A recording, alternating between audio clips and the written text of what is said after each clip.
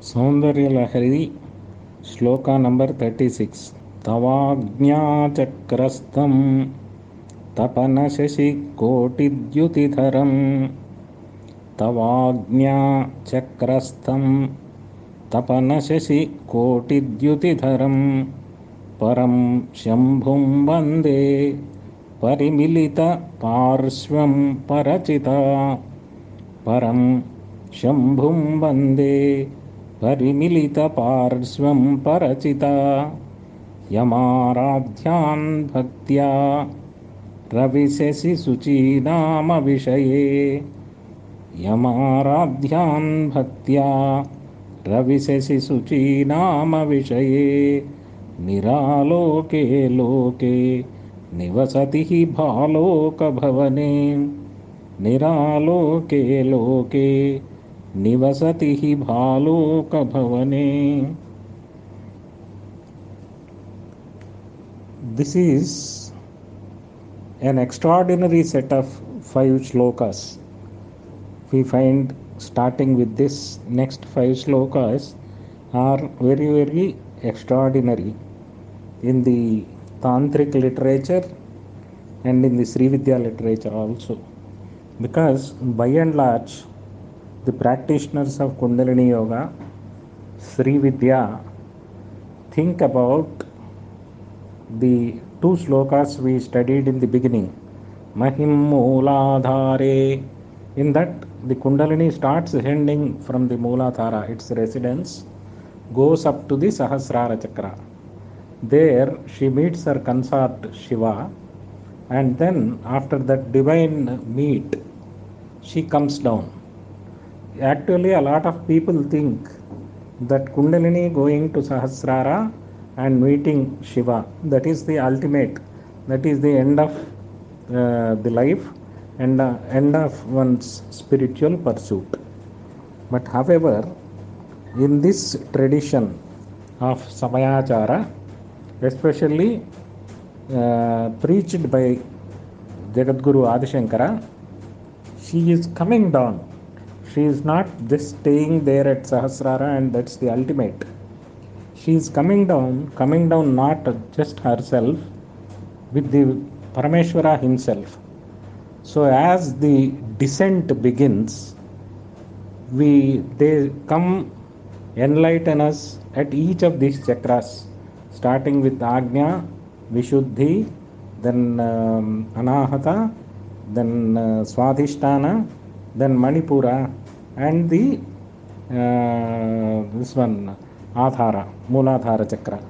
So these 5 are very, very important, because the divinity is coming down into the mortal form, and this divinity, the Sri Devi along with her consort Paramasiva, that is the ultimate thing that can happen. When that couple are descending through the nervous system, they confer a lot of blessings at each center and also heal a lot of problems which are physical, mental, spiritual problems, and make the devotee into a saint. So these 5 shlokas are going to form the heart of Samayachara. So let us go into the shloka.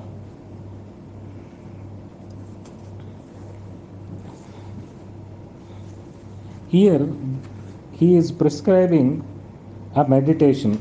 He is asking us to meditate Tavaajnaacakrastham. First visualize the Devi in entirety. Then slowly, as your breath settles and your mind becomes introvert, then concentrate on her brow, where the Ajna Chakra is there. There you meditate upon Ardhanarishvara. Param sambhum vande parimilita-paarswam paracitaa. There in the Ajna Chakra of the Devi, try to visualize the Ardhanarishvara. There he is there as Parameshwara and she is there as Paracitaa. Paracitaa is the Devi. So in that Ardhanarishvara form, who are effulgent. Effulgent means they are so bright as tapana-sasi koti-dhyutidharam. Tapana is Surya, Shashi is Chandra, as if there are a million Suryas and million Chandras. It is so bright light. You see Ardhanarishvara in the Ajna Chakra of Devi. That is the meditation prescribed. So what happens if you meditate like that? Yamaaraadhyan bhaktyaa, the one who meditates like this, ravi suseenaa-mavishaye, Niraaloke loke, ravi suseenaa-mavishaye. In the earlier slokas, we spoke about different rays emanating from each of the chakras, starting with Mooladhara up to Ajna Chakra. There are about 356 different kinds of rays which emanate from here.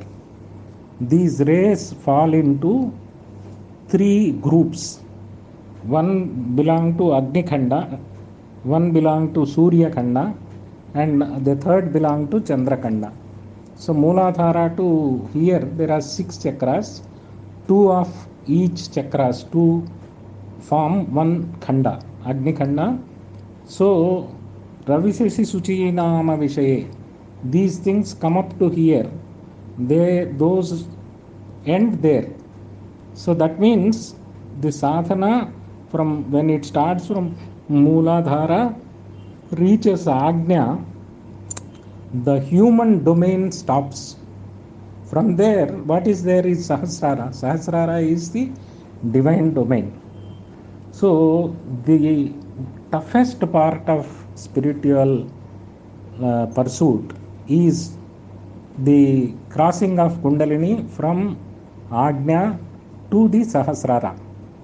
So that is a very dangerous one, because that gap between Ajna Chakra and Sahasrara is devoid of any light, because this light which is coming from the lower centers, the Agni, the Surya and the moon, it doesn't reach the space above Ajna Chakra. Similarly, before realization, the effulgence in the Sahasrara does not reach Ajna. So there is a dark path between these two chakras, which is described in various other traditions of epistemology, and it is famously referred as dark night of the soul.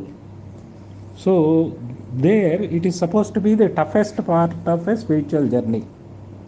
Only under a very authentic guru will you be able to cross that path and become realized and become a siddha. Otherwise you may get lost and may become a mental, or can get deranged also. It is a dangerous step. So in his enormous compassion, Jagadguru Adi Shankaracharya is giving us a meditation how to cross that dark night of the soul. He is to meditate, imagine Devi and concentrate on the Ajna Chakra of Devi and meditate there Ardhanarishvara, Param Shambhu and Paracitaa. Param Shambhu is the Mahakameshwara and Paracitaa is the Mahakameshwari, who are descending from the Sahasrara into the Ajna Chakra. There you meditate on the Ardhanarishvara form with a very bright background, as bright as 1,000 suns and 1,000 moons are lightening that sphere. in that bright this one, you meditate on Ardhanarishwara. Then if you meditate upon this, then you will have successfully negotiate this gap between the Ajna Chakra to the Sahasrara, and you get the divine bliss. That is the essence of the shloka. Actually, this is what Aurobindo, one of the greatest yogis of our time, has worked on getting this divinity into this physical body.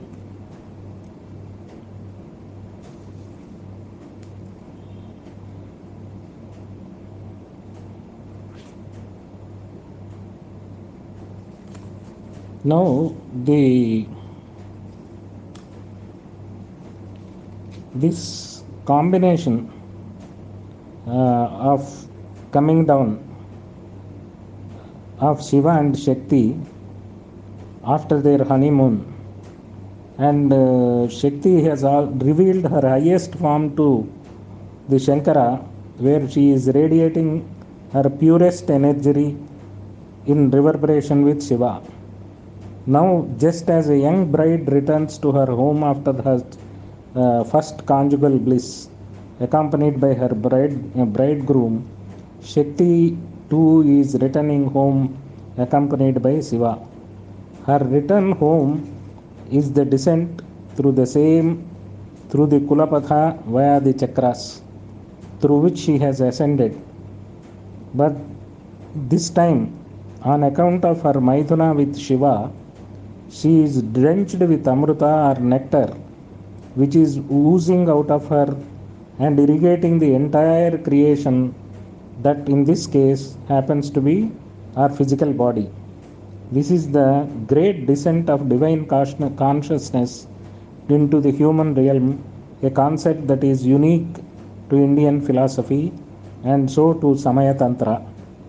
From this concept arose the belief in avatars, the descent of manifestations of God to the mortal plane, which no other philosophy advocates. Tantra is the mother of all philosophies and believes that the divine consciousness does manifest in human beings. At such times, it completely overrides the mundane awareness, converting a man into a divine being akin to God. Sri Aurobindo, one of the greatest yogi of this century, advocated the descent of divine consciousness leading to a supramental awareness in which man becomes unified with God. He said that the future evolution of man will lead to a supramental human race. And in this and the following mantras, the descent of Shiva and Shakti through Kulapatha must be understood in this light. The first point of the descent is Ajna Chakra, which is the seat of both Akasha and Manastattvas. In addition, it is the heart link to Bindu and Sahasrara chakras. As such, the effulgence of Sahasrara pervades this region from Ajna to Sahasrara. The two nadis which emerge, Varna and Asi, denote the place where Shiva resides, that is Varanasi. As we have discussed earlier, Nadi is a flow of awareness within the physical matter that constitutes the body. According to the Guruvansha Purana, there are over 72 crores, that is 72 lakhs and 72,000 and 682 such nadis throughout our body, spreading energy and awareness to each and every pore and cell. Imagine that some of these nadis are drishya, seen. Some are adrushya, they cannot be seen. The nadis that emerge from the Ajna are adrishya. The flow of awareness cannot be seen at this point, but can only be experienced. At this point, the practitioner hears the Taraka mantra whispered by Shiva, by which his awareness instantly pierces the darkness that surrounds him and crosses over to the blissful land of beauty and effulgence in Sahasrara. The point of Ajna at the eyebrow center known as the command center. Aajnaa is command. He is now inundated by the effulgent world, which is the mansion of Shiva and Shakti, and thus the influence of Sahasrara on this region is experienced. The smells, the sights, the sounds all remind one of the unified state of Shiva Shakti, consciousness and energy, and the divine experience comes within the grasp of the individual. Aajnaa is pervaded by the energy of both the Mahadeva and Mahashakti, the Mahakameshwara and Mahakameshwari, making it very powerful center for higher experience. Tavaajnaacakrastham indicates that Param Shambhu and Param Shakti are the presiding deities of this Ajna Chakra. Ajna also is the point where Ida, Pingala merge and become one stream. In this mantra, Param Shambhu and Paracitaa, presiding over the 64 eternal kalas or rays of the mind in Ajna Chakra, are described. The phrase parimilita-Paarswam paracitaa indicates that the steady stream of effulgence consists of both Shiva in the form of supreme individual consciousness and Shakti, supreme energy, integrated into one circuit. The 350 rays of Surya, Chandra, Agni in Mooladhara, Anahata and Ajna do not extend beyond Ajna, as they cannot penetrate the integrated circuit of Shambhu and Shakti in Maiduna or total union. The sun represents Pingala or day, the moon Ida or night, and the Agni Shushamna, which is in between day and light. The transcendental experience is beyond their range, so when this takes place, they are left behind along with samsara, the world.